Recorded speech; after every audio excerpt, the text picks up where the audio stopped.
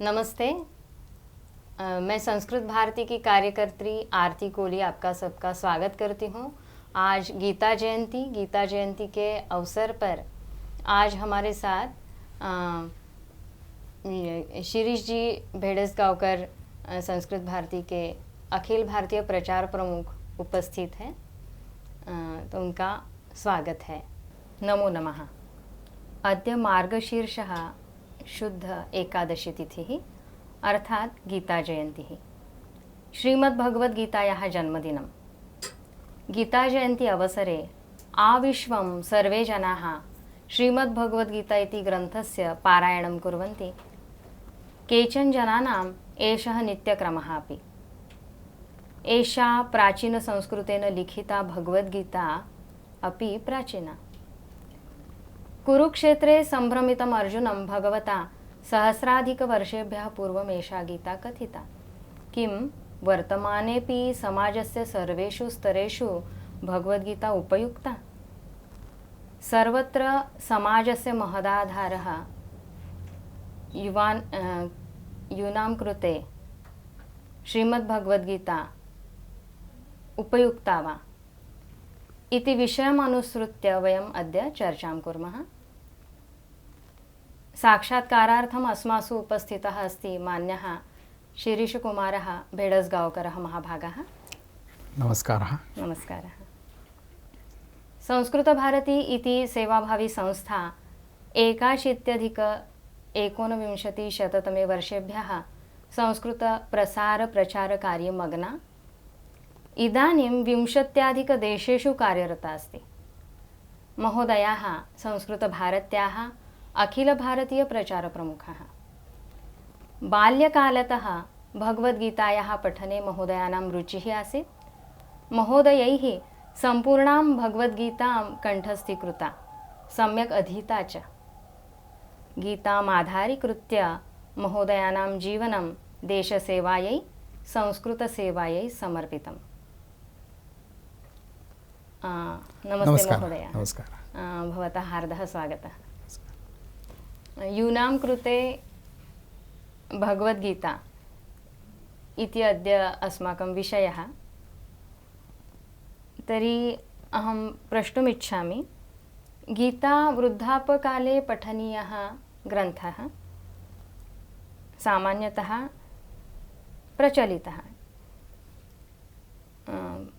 धार्मिकः ग्रन्थः अस्ति, तस्मात् वृद्धाः पठन्ति इति सर्वे जनाः जानन्ति। किन्तु अद्यस्मिन् प्रगताः यूनां कृतेपि भगवद्गीता उपयुक्ता वा अस्ति वा नास्ति? भवतः किं मतं? वस्तुतः भगवद्गीता यूनां कृते एव अस्ति, युवकानां कृते एव अस्ति। पश्यतु, श्रीकृष्णः अर्जुनं भगवद्गीतां कथयति। भगवद्गीतायाः परिणामः कः?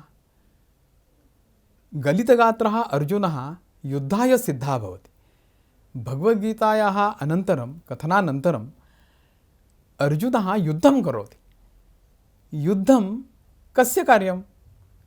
युद्धं तु यूनामेव कार्यं। वृद्धाः कथं युद्धं कर्तुं प्रभवन्ति? युद्धकरणं न बालानां न वा वृद्धानां कार्यम्। अतः गीता यूनां कृते एव अस्ति। ये युद्धं कर्तुं सिद्धाः तेषां कृते एव गीता अस्ति। अतः भगवद्गीता यूनां कृते एव अस्ति। महोदय, कहा जाता है कि ये जो भगवद्गीता ग्रंथ है ये धार्मिक ग्रंथ माना जाता है, और जो वृद्ध, जो बूढ़े लोग हैं वह ज़्यादातर ये पढ़ते हैं, ऐसा कहा जाता है। तो आज का जो युग है, जो आधुनिक युग है, तो इसमें जो युवक है उनको ज्ञान ज़्यादा है, तंत्र ज्ञान के बारे में, सब टेक्नोलॉजी बहुत अच्छी तरह से जानते हैं। तो क्या इनके लिए आज भी ये जो भगवद गीता का ज्ञान है तो रेलेवेंट, एक जो बोल सकते हैं वैसा है, उसमें कुछ रेलेवेंस है? भगवद गीता ये तो युवकों के लिए ही ग्रंथ है। देखो, गीता भगवान श्री कृष्ण अर्जुन को कहते हैं, अर्जुन के प्रश्न हैं, श्री कृष्ण उत्तर देते हैं। तो गीता का परिणाम क्या होता है? जो गलितगात्र अर्जुन रणांगण में गलितगात्र हुआ होता है, वो युद्ध के लिए सिद्ध होता है, और गीता का परिणाम यह होता है कि अर्जुन युद्ध करने लगता है। तो युद्ध करना किसका काम है? युद्ध करना ये बूढ़ों का काम नहीं है, नव बालकों का भी काम नहीं है, सही। ये तो युवाओं का ही काम है। तो भगवत गीता युवकों के लिए ही है। महोदय, और एक प्रश्न ऐसा है कि भगवत गीता में कृष्ण और अर्जुन के बीच में संवाद है, और अर्जुन संभ्रमित अवस्था में है, युद्ध भूमि पर है, संभ्रमित अवस्था में है, और इसी समय भगवत गीता के आधार पर उन्हें, भगवत गीता के माध्यम से श्री कृष्ण उन्हें ज्ञान देते हैं। क्या आज जो वर्तमान स्थिति हम अनुभव कर रहे हैं जिसका, तो उसमें भी वही समस्याएं, जो समस्याएं अर्जुन को दिखलाई दी, वही समस्याएं आज के युवक की भी है या नहीं? भगवद गीता कृष्णार्जुनयोः संवादः अस्ति। अर्जुनः सम्भ्रमितः अवस्थायां युद्धभूम्याम् अस्ति। तस्य मनसि केचन प्रश्नाः सन्ति। तस्य ये प्रश्नाः, ते प्रश्नाः अद्यस्मिन् वर्तमाने युवकानामपि सन्ति वा न? तत्र कोऽपि समानता दृश्यते वा? सत्यं, भवत्याः प्रश्नः तु योग्यः एव। अर्जुनस्य मनसि ये प्रश्नाः आसन्, ते एव प्रश्नाः अद्यतनयूनां सन्ति। आज के तरुणों के जो प्रश्न हैं, अर्जुन के मन में वैसे ही प्रश्न आए हैं। अर्जुन ये पूछता है कि मैं तो युद्ध नहीं करना चाहता।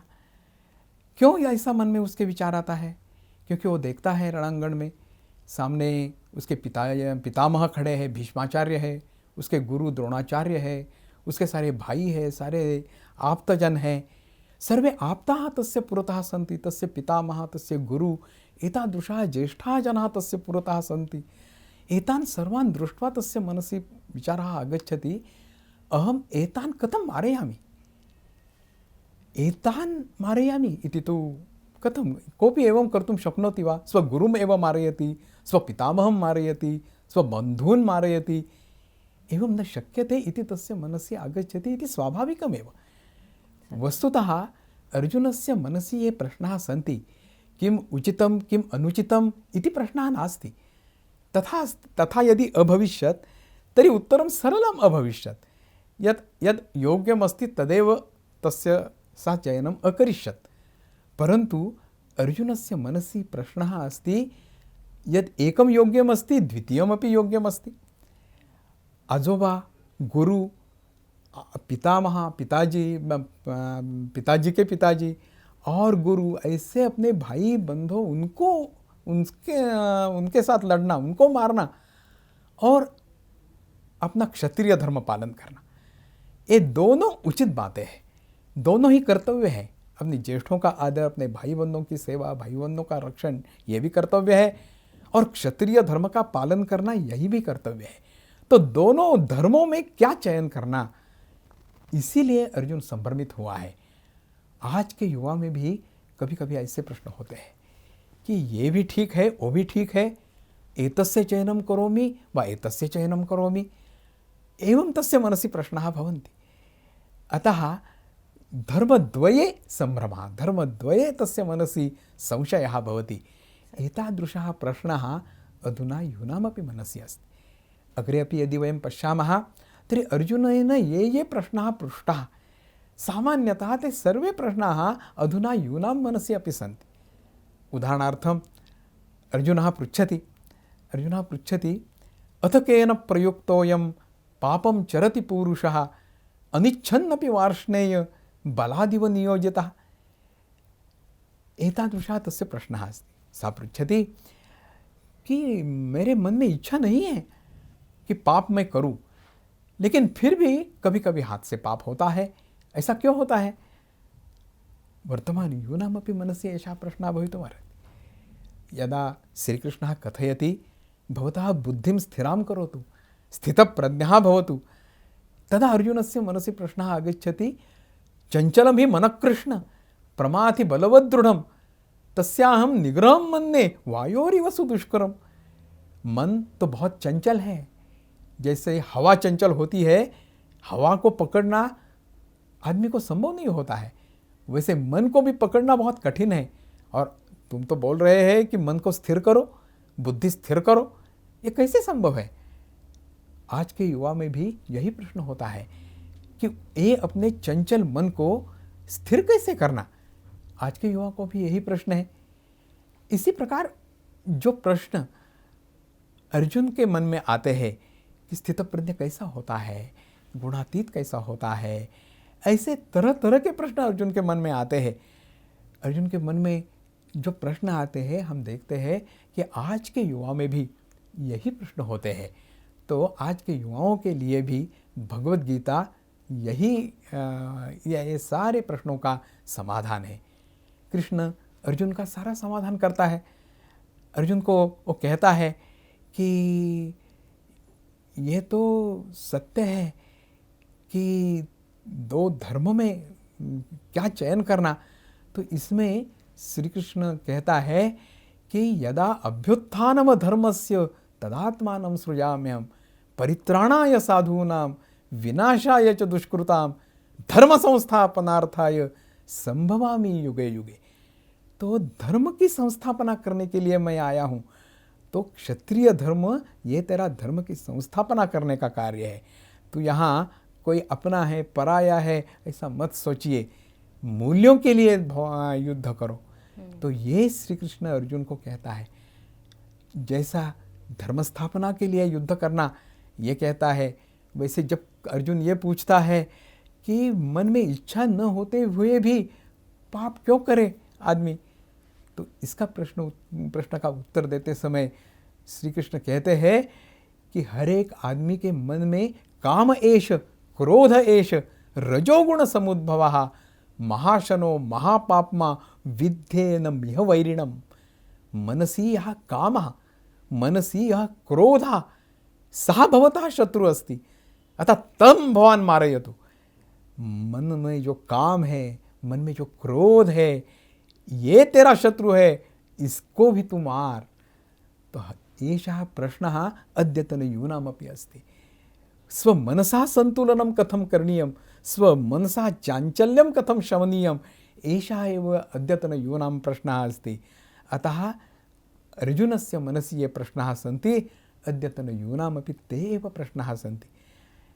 श्रीकृष्णः तस्य उत्तरं यदा कथयति, सः कथयति कथं मनसः क्षरणं भवति, मनसः स्खलनं कथं भवति, सा सोपानसरणिमेव वदति। क्रोधात् भवति सम्मोहः, सम्मोहात् स्मृतिविभ्रमः, स्मृतिभ्रंशात् बुद्धिनाशो, बुद्धिनाशात् प्रणश्यति। बुद्धिनाशः भवति तेन नाशः भवति, परन्तु आरम्भः कुतः? ध्यायते विषयान् पुंसः संगस्ते शूपजायते, संगात् संजायते काम, कामात् क्रोधो विजायते।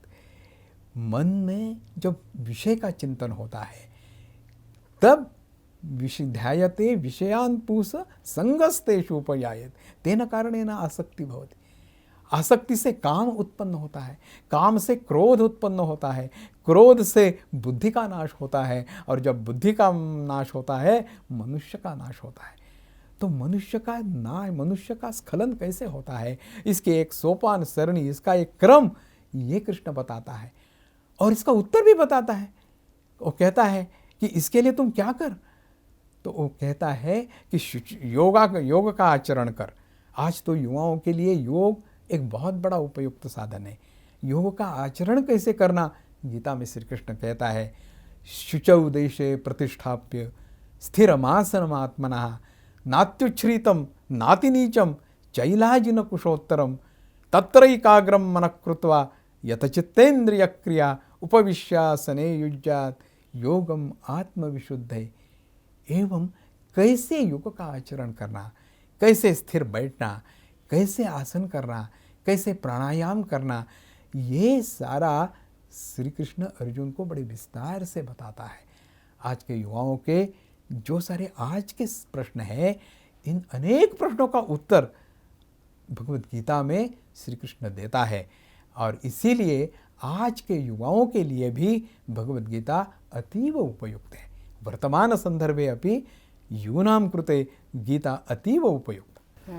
सच में इसमें जो रेलेवेंस हम देखते हैं, मनोवैज्ञानिक इसका आधार गीता जो है, तो मनोवैज्ञानिक अध्ययन उससे हो जाता है, ऐसे लग रहा है मुझे आपके संभाषण से, आपके भाषण से।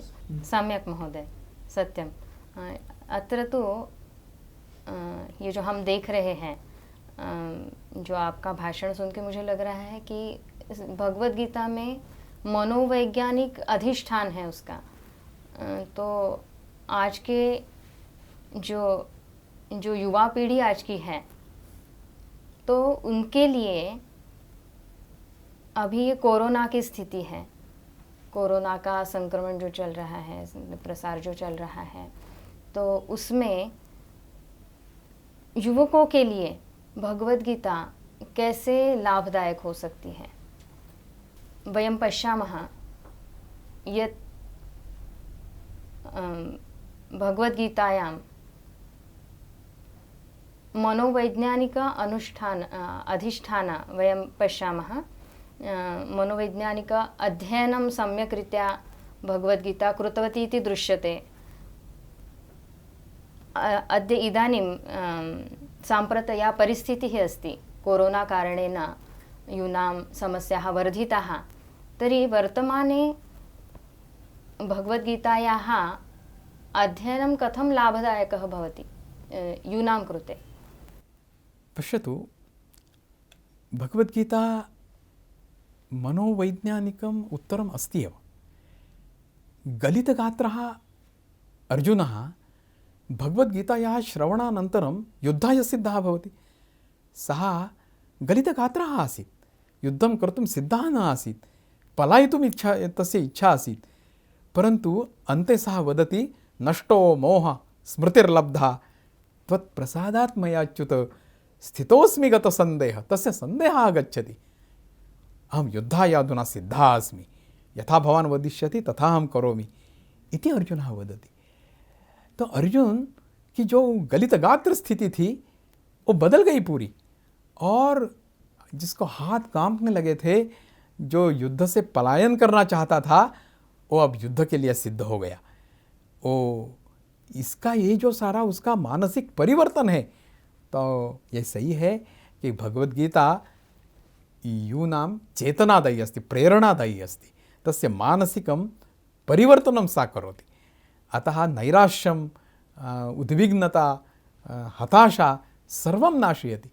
अतः भगवद्गीता मनोवैज्ञानिकम् अस्ति एव इति सत्यं। परंतु जैसा ये है वैसा ये भी है कि आज के परिस्थिति में भी जो कोरोना कारण जो सारी परिस्थिति आ गई है, तो ये तो एक आरोग्य की समस्या है, मानसिक भी समस्या है, नहीं ऐसा नहीं है, लेकिन आरोग्य की भी समस्या है। और इन प्रश्नों के उत्तर भी भगवद गीता में है।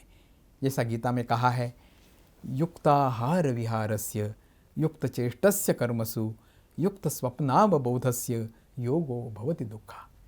श्री कृष्णः कथयति, भवतः आहारः योग्यः भवेत्, विहारः योग्यः भवेत्, भवतः निद्रा सम्यक् भवेत्, भवतः जागरणं सम्यक् भवेत्, तेन भवतः योगः दुःखं हरति। भवतः जीवनं कथं भवेत् तस्य श्रीकृष्णः वर्णनं करोति। नात्यश्नतोस्तु योगोऽस्ति न चैकान्तमनश्नतः न चाति स्वप्नशीलस्य जागृतो नैव चार्जुन। कितना खाना चाहिए, कितनी निद्रा करनी चाहिए, अपनी जीवन की रचना कैसी होनी चाहिए, ये भगवान श्री कृष्ण अर्जुन को बताते हैं। आज के कोरोना के काल में सारे दुनिया में योग का एक बड़ा आकर्षण है, युवकों में भी है। तो ये योग का आचरण कैसा करना, ये सारा भगवद गीता में कहा है। तो गीता आज के युवकों के लिए, आज के कोरोना के आपत्ति के काल में भी मानसिक भी बल देती है, और साथ ही साथ उसका शारीरिक आरोग्य भी ठीक रहे, इसलिए भी उसका मानसिक संतुलन भी ठीक रहे, इसलिए भी भगवद गीता आज बहुत उपयुक्त है। सच ही कहा आपने। भगवद गीता इतना लाभ देने वाली है, ये तो आजकल के युवकों को जानकर खुशी ही होगी और उन्हें इसका आचरण करना ही चाहिए। आज के युग में उन्हें भगवद गीता का आचरण लाभदायी होगा, ये हम जानते हैं। किंतु ये जो भगवद गीता लिखी गई है उसकी भाषा संस्कृत भाषा है, तो परिस्थिति ऐसी है कि जो छात्र पाठशाला में, विद्यालय में संस्कृत भाषा सीखते हैं, प्राथमिक स्तर पर उसका ज्ञान उन्हें होता है, किंतु उससे उन्हें पूरा ज्ञान नहीं होता, क्योंकि उसमें सरलता से कुछ पढ़ाया नहीं जाता कई बार, तो उनकी जो अपेक्षा है उसकी पूर्ति नहीं होती है। तो उन्हें सरलता से संस्कृत सीखने के लिए कोई मार्ग है जो आप बता सकते हैं? सत्यम, बहु लाभदायी योगस्य अध्ययनं यदि गीता आधारेण गीतायाः आधारं स्वीकृत्य यदि अस्माकं अद्यतनयुवकाः कुर्वन्ति तर्हि बहु लाभदायकः एव। किन्तु महोदय, अस्माकं भगवद्गीता तु संस्कृतभाषायां लिखिता अस्ति। संस्कृतभाषया लिखिता एषा भगवद्गीता सर्वेषां कृते सुलभा न भवति। ते ज्ञातुम् असमर्थाः। केचन छात्राः विद्यालये पठन्ति, किन्तु प्राथमिकस्तरे एव अस्ति, अथवा तत्र किमपि पूर्णतया ज्ञानं न भवति। सरलमार्गं ते न जानन्ति संस्कृताध्ययनस्य। तर्हि भवान् किमपि मार्गं सूचयितुं शक्नोति वा सरलसंस्कृतपठनाय? सत्यं, भगवद्गीता संस्कृतभाषया अस्ति। अस्माकं भारतीयज्ञानविज्ञानपरम्परा एव संस्कृतभाषया अस्ति। रामायणं भवतु, महाभारतं भवतु, न केवलं तत्त्वज्ञानस्य ग्रन्थाः, नैके विज्ञानग्रन्थाः, नैके अर्थशास्त्रकौटिल्यस्य अर्थशास्त्रं, भरतमुनेः नाट्यशास्त्रम्, एतत् सर्वं भारतीयज्ञानविज्ञानपरम्परा एव संस्कृतेन अस्ति इति तु सत्यमेव। तथैव भगवद्गीता अपि संस्कृतभाषया अस्ति। एतदपि सत्यं यद् वर्तमानशिक्षणव्यवस्थायां सर्वासु शालासु संस्कृतं नास्ति। अतः बहवः छात्राः संस्कृतं पठितुं न शक्नुवन्ति। यद्यपि तेषाम् इच्छा अस्ति तथापि ते पठितुं न प्रभवन्ति। अतः गीतायाः सम्यक् अवगमने बहवः जनाः अनुवादस्य एव आधारं स्वीकुर्वन्ति, परन्तु अनुवादेन सम्यक् गीतायाः अवगमनं भवति एव इति नास्ति। तत्र कश्चन तु लोपः भवति एव। अतः बहवः जनाः मूलतः संस्कृतेन गीतां पठितुम् इच्छन्ति।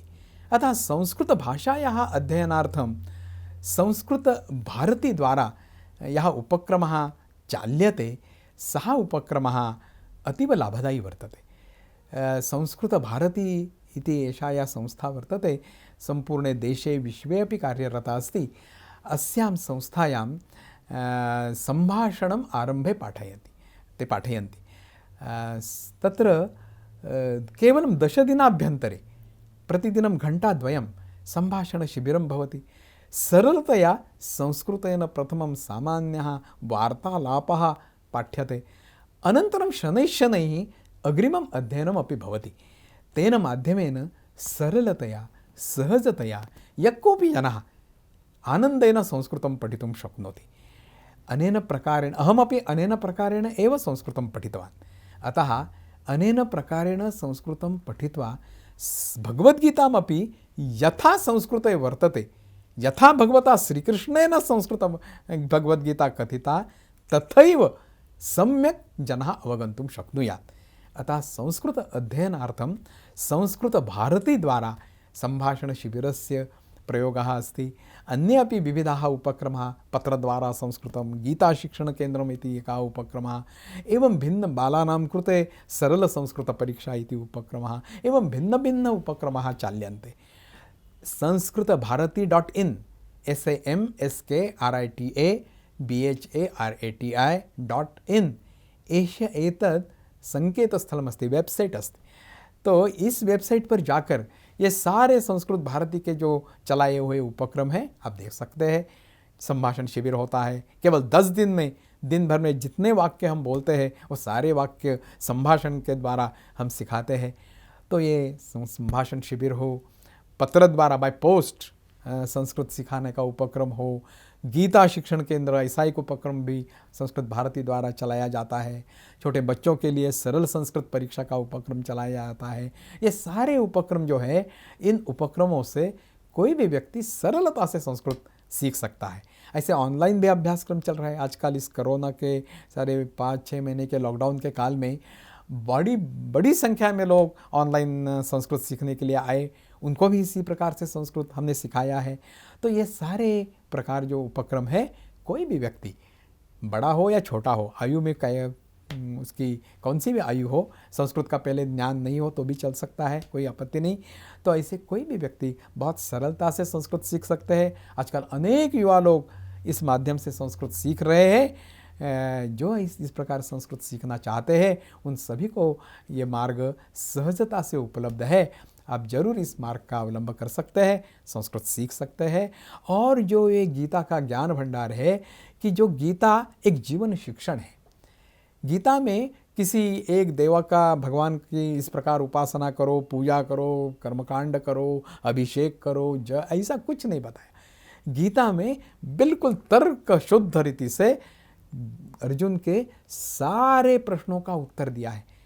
कृष्ण ने ऐसा नहीं बताया अर्जुन को कि अभी युद्ध चल रहा है, ये सारे जो प्रश्न है बाद में मुझे पूछो, मैं बाद में उत्तर दूंगा, पहले युद्ध कर फिर मैं तुमको सारे प्रश्नों के उत्तर दूंगा। ऐसा कृष्ण ने नहीं कहा। कृष्ण ने अर्जुन के सभी प्रश्नों का उत्तर दिया, उसका पूरा समाधान किया और समाधान करके अर्जुन को युद्ध के लिए सिद्ध किया।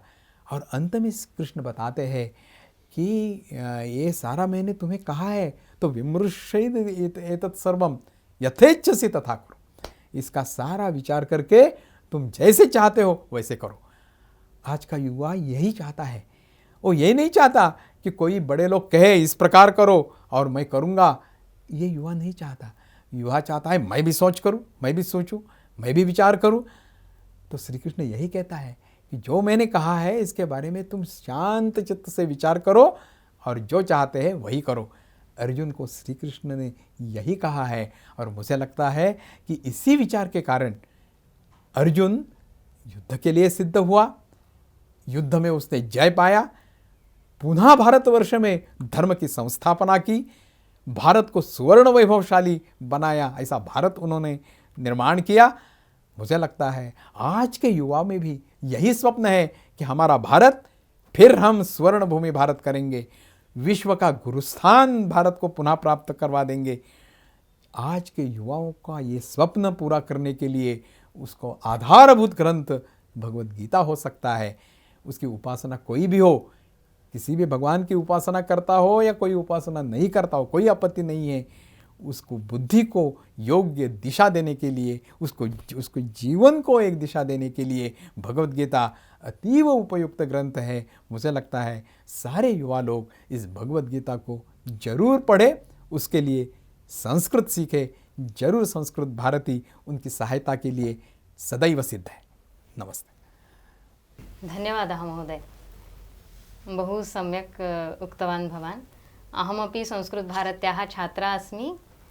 मैं भी संस्कृत भारती के द्वारा ही संस्कृत सीखी हूँ और आज बोलने में समर्थ हूँ संस्कृत भाषा में। और संस्कृत का ज्ञान पाने के लिए यह सच में लाभदायी है और संस्कृत भारती द्वारा सब संस्कृत पढ़े यथा। धन्यवाद महोदय। सत्यम् उक्तवान् भवान्।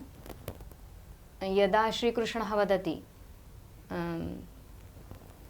यदा यदा हि धर्मस्य ग्लानिर्भवति भारत अभ्युत्थानम् अधर्मस्य तदात्मानं सृजाम्यहम्।